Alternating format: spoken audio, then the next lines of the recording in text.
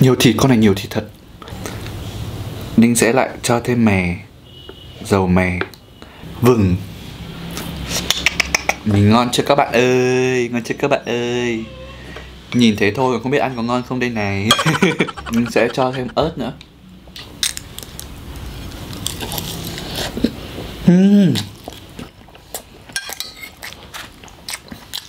Xin chào các bạn đang quay trở lại với channel Ninh Tito. Ngày hôm nay chúng ta lại có mặt ở nhà Ninh, trong số ở nhà ăn cả thế giới đúng không? Các bạn biết không, ngày xưa thì Ninh cũng đã từng review hải sản rất nhiều. Hải sản ở cửa hàng này, nướng rồi lẩu, xong rồi hải sản gọi về nhà thì có hải sản xô. Vậy thì ngày hôm nay trong một số hải sản, nếu mà bạn đã xem title rồi thì chắc chắn là các bạn đã biết, đó chính là ngày hôm nay chúng ta sẽ cùng review những món hải sản ngâm tương.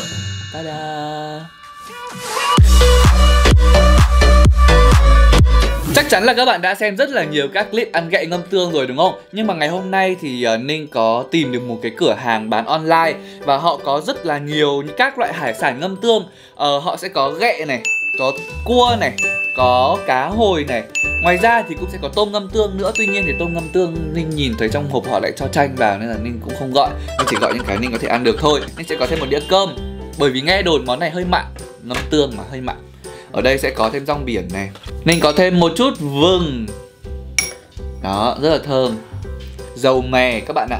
Và Ninh cũng để ở đây một chút cái sốt tương ngâm với cả cái ghẹ này, để xem tí nữa mình có cần phải dưới thêm không. Hôm nay Ninh sẽ thử hết cho các bạn để xem là những cái đồ ngâm tương này nó có ngon không. Và thú thực là Ninh chưa bao giờ ăn những cái món này các bạn ạ. Bởi vì Ninh có từng nghe một người bạn của Ninh chia sẻ là ăn cái món này thứ nhất là rất dễ gây dị ứng, bởi vì nó món sống xong rồi ngâm tương. Và thứ hai là ở những cái món này thì có thể khiến lạnh bụng và có thể gây đau bụng tùy vào cái mức độ sạch và cách chế biến của quán. Thì cũng rất là dũng cảm để ngày hôm nay Ninh có thể review cho các bạn. Ở trong tiếng Hàn thì cái món này có tên gọi là kanjang gaejang. Trong đó thì ge có nghĩa là ghẹ và cái càng con này đâu rồi? Đây các bạn ạ. Trong đó thì ghe tức là ghẹ, còn răng tức là tương, thì đó chính là món ghẹ ngâm tương. Đó, đây, mình sẽ lấy một con như thế này các bạn ạ. Nó khá là lạnh lạnh. Bình thường nếu mà ăn ghẹ các bạn sẽ thấy nó có cái màu đỏ đúng không? Màu đỏ cam, bởi vì là người ta đã làm chín rồi. Nhưng mà đây là ghẹ sống nên nó vẫn còn cái màu ghẹ tươi như thế này. Ngửi mùi thì vẫn có mùi hải sản các bạn ạ. Đúng cái mùi hải sản chúng ta hay ngửi ấy. Ok, bây giờ mình sẽ lấy kéo và mình cắt thử ra nhé. Món này người ta đã có được từ trước thế kỷ thứ 15 ở bên Hàn Quốc rồi. Không hiểu là người ta nghĩ ra cái món này kiểu gì ta. Đây, đầu tiên thì để cắt được cái đôi con ghẹ này ra thì Ninh sẽ phải mở cái mai nó ra xem có cái gì ở trong không. Có đẹp không bạn quay phim? Đâu, ở trong đây có cái gì? Đấy, nó vẫn còn đang dính dính. Ô, có cả trứng này. Trong đây có cả trứng, có thịt cua, gạch. Đó. Đây, Ninh sẽ để tạm vào đây. Rồi, cắt đôi nó ra nhá. Ninh phải lấy cái kéo cắt gà nha Ninh.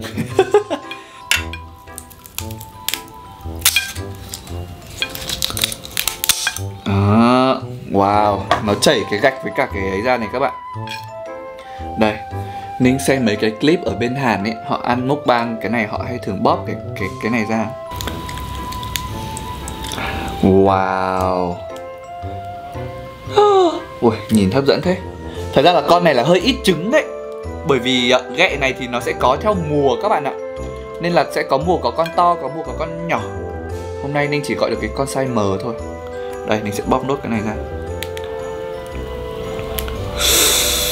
Wow.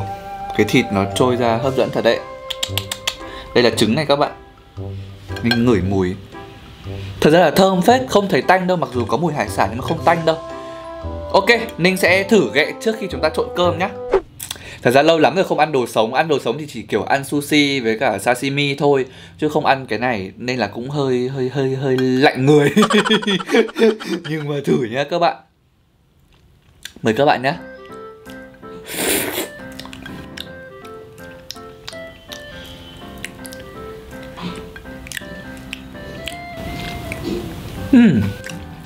Nếu như các bạn ăn cái thịt sống ấy thì các bạn sẽ thấy là cái thịt nó chắc và nó trắng. Còn nếu mà các bạn ăn sống ấy, lúc nãy hình như Ninh nói nhầm ấy, thì các bạn sẽ thấy là cái thịt cua này nó vẫn trong và nó vẫn có một cái sự dính cái có gọi là cái dịch nhầy của cái thịt sống ấy. Nhưng mà chính vì vậy nên là các bạn mới cảm nhận được cái vị tươi của nó.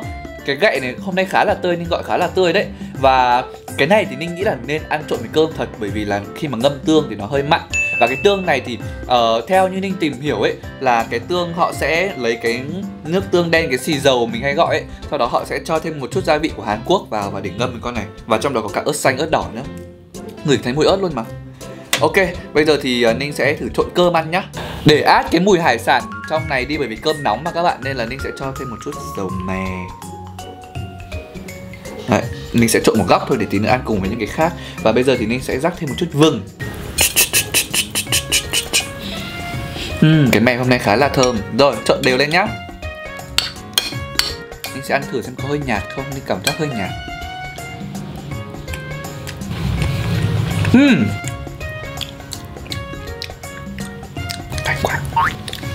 Thành quá em ạ. Sao mình không ăn ngon như người ta nhỉ? Nên là Ninh sẽ cho thêm một chút ớt vào để át mùi xem nào. Ớt này. Ớt và cho thêm một chút cái nước ngâm tương của họ. Cái nước đây là xì dầu. Trong đây có cả hành tây này. Ok. Ăn thử cả một miếng ớt nhé. Ớt xanh này chắc không cay đâu nhỉ. Mời mọi người nhé.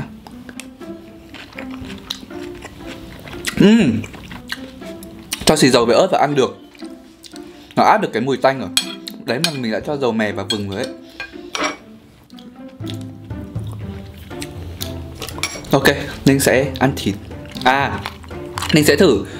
Bởi vì ở trong đây vẫn còn cái gạch, vẫn còn một ít gạch, nên là Ninh sẽ cho cái cơm này vào trong ăn cùng. Cái này phải ăn với ớt các bạn ạ. Nó hơi nồng nồng cay cay ở trong đây, nó mới ngon. Đó, Ninh sẽ cho cơm vào đây. Mời mọi người.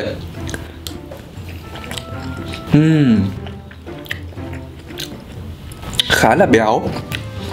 Cái gạch này khá là béo khi mà ăn sống các bạn.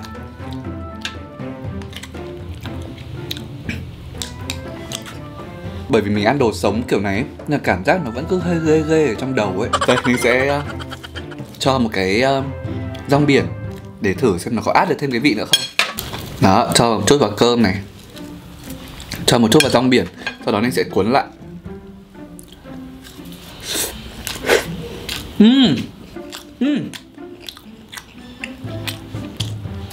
Ngon hơn nhiều.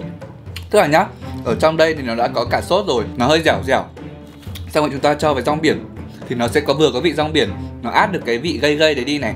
Sau đấy thì cảm nhận được vị rong biển thơm. Xong rồi ngậy của cái sốt và cái trứng cua, cái gạch cua khi mà chúng ta trộn với cơm, ăn cũng khá là ok. Nên nghĩ là nếu các bạn muốn thử ấy thì hãy cùng ăn cùng rong biển. Có thể cắt nhỏ ra cho vào đây, hoặc là các bạn có thể cuộn vào ăn như Ninh luôn đấy, nó mới ngon được.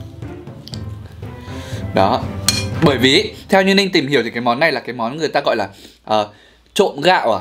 Cái món trộn gạo của Hàn Quốc. Bởi vì là ăn với cả cái sốt này thì với cả cái gạch với cả thịt cua thì nó sẽ tốn cơm hơn là ăn cơm bình thường. Đó. Ăn với cả rong biển ngon hơn đấy. Nói chung là ghẹ thì thực sự là Ninh ăn được thôi, chứ Ninh cũng không có ấn tượng lắm. Bây giờ thử sang cua thôi nào. Hoặc là tại vì Ninh chưa ăn bao giờ ăn mấy cái món này ở bên Hàn ấy, nên là không biết là thực sự ở bên Hàn nó có ngon không. Đây Ninh sẽ mở cái mai nó ra nhé. Đẹp không?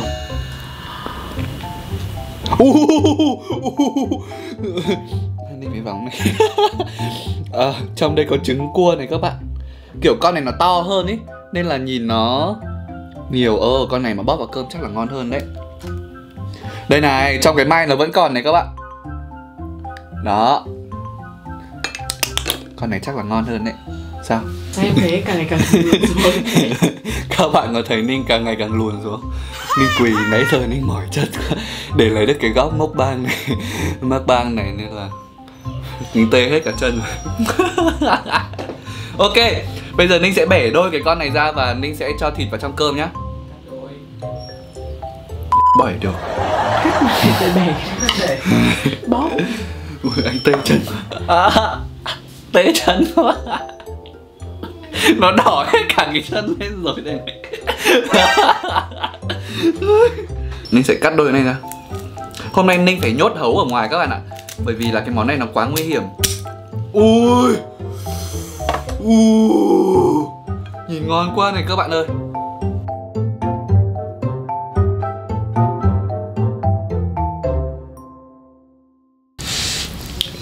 Phát này chắc ngon hơn này. Nhiều thịt, con này nhiều thịt thật. Ninh sẽ lại cho thêm mè, dầu mè, vừng.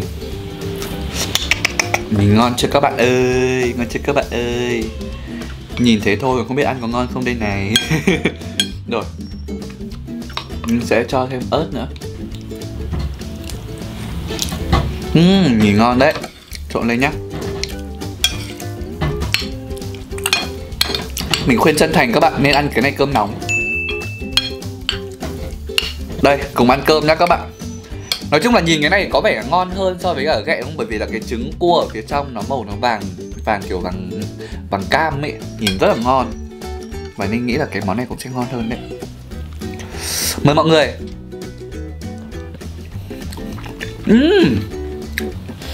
Cái trứng cua béo ngậy luôn ấy. Ninh biết cái thịt cua mà ngâm tương nó giống cái gì rồi? Nó hơi giống thành pudding ấy. Đó, nên là Ninh lại không có từ gì để miêu tả được. Đây, Ninh sẽ ăn cùng với cả. Đây là cái gì nhá? Rong biển. Đó, đây các bạn ạ.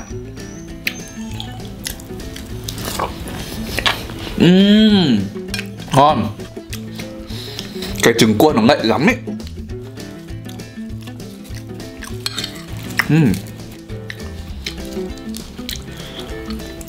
Nên không biết là hôm nay là do bởi vì Ninh không may khi mà gặp phải ghẹ nhỏ hay là ít thịt hay như nào đấy, nhưng mà trong ngày hôm nay thì Ninh thích cua ngâm tương hơn. Còn trong khi đó thì ghẹ mới là đặc sản của Hàn Quốc, ghẹ ngâm tương. Mà các bạn đã bao giờ xem cái phim Thư ký Kim ngày xưa chưa? Khi mà phó chủ tịch với cả cô thư ký đi ra đảo ấy, ngồi ăn cái ghẹ này này. Chủ tịch Ninh. Ngon đấy. Ở trong cái mai này còn rất là nhiều những cái gạch này, nên sẽ cho vào ăn cùng. Chắc chắn là sẽ rất ngậy đấy các bạn ạ. Trộn vào cơm này vào đỡ hơn. Và còn một cái món cuối cùng mà ngày hôm nay Ninh chưa thử. Ninh sẽ lấy một thìa này. Đấy, các bạn thấy trứng ở trong nhiều không? Ninh sẽ ăn với cả cá hồi. Bởi vì Ninh nghĩ là cá hồi là một cái món mà khá là an toàn. Bởi vì Ninh thường hay ăn sashimi cá hồi rồi. Thì Ninh sẽ ăn thử một miếng cá hồi ngâm tương xem nó thế nào. Miếng to quá. Đây các bạn, một cái miếng này, nhìn ngon không?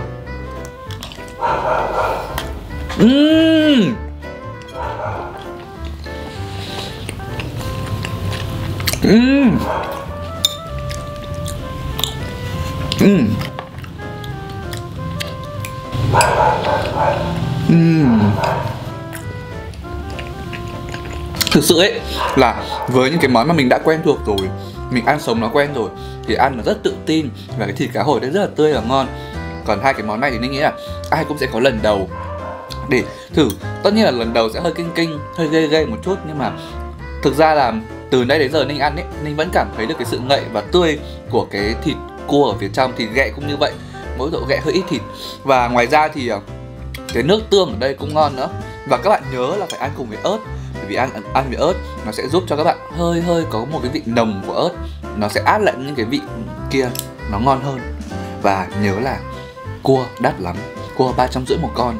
Và ghẹ này thì là một hộp có 2 con là 350, thì nó sẽ rẻ hơn vào mùa ghẹ. Còn mùa này không phải mùa ghẹ, nó hơi đắt và ghẹ nó cũng nhỏ nữa.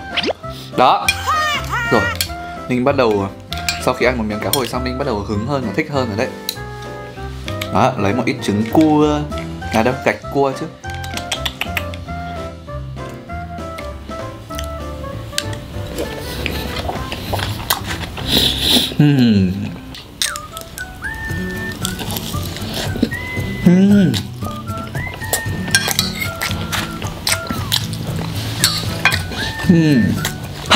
Vậy là ngày hôm nay thì chúng ta đã cùng nhau thử các cái món hải sản ngâm tương. Về tổng quan cái bữa ngày hôm nay, khi mà chúng ta ăn hải sản ngâm tương thì Ninh thấy là ban đầu thấy sẽ hơi sợ bởi vì mình chưa ăn quen. Thế đến lúc bắt đầu đến miếng thứ 3, thứ 4 bắt đầu là quen rồi. Thế là tự tin hơn một chút, bắt đầu ăn thì ok và thấy được cái sự béo ngậy của nó. Và đến cuối cùng, đây các bạn nhìn này, Ninh ăn hết xứ 2 bát cơm rồi, chỗ này 3 bát, còn có 1 bát ở đây thôi. Thì bây giờ với cái đống này chắc là Ninh cũng có thể xử được, và còn rất là nhiều rau biển nữa. Thì Ninh nghĩ món này là ok, rất là ngon. Ngon, chúng ta phải tự dặn lòng mình là ngon ngay từ đầu thì các bạn có đủ dũng khí để có thể ăn, bởi vì nó là món sống ngâm tương mà. Và cái món này thì tuy là giá hơi đắt, nhưng mà Ninh nghĩ là nếu mà các bạn có cơ hội thử thì cũng nên thử. Ở Hà Nội thì cũng có một vài cái địa chỉ online có thể bán được, các bạn có thể lên mạng và search. Còn ngày hôm nay thì Ninh sẽ không đích danh một quán nào cả, thì cứ lên mà thử xem là số phận các bạn đến đâu. Và cứ yên tâm là mình sống tốt thì sẽ tìm được cái hàng nào mà chế biến sạch sẽ, tươi ngon như thế này. Và cái nước tương nó cũng ngon nữa. Như các bạn thấy này, đây chỉ là một cái hộp mà có cá hồi thôi, nhưng mà vẫn còn rất là nhiều cái nước tương này. Các bạn có thể sử dụng cái nước tương này sau khi ăn xong để chế biến các món khác. Thì cái công thức như thế nào, các bạn có thể lên mạng để xem nhé.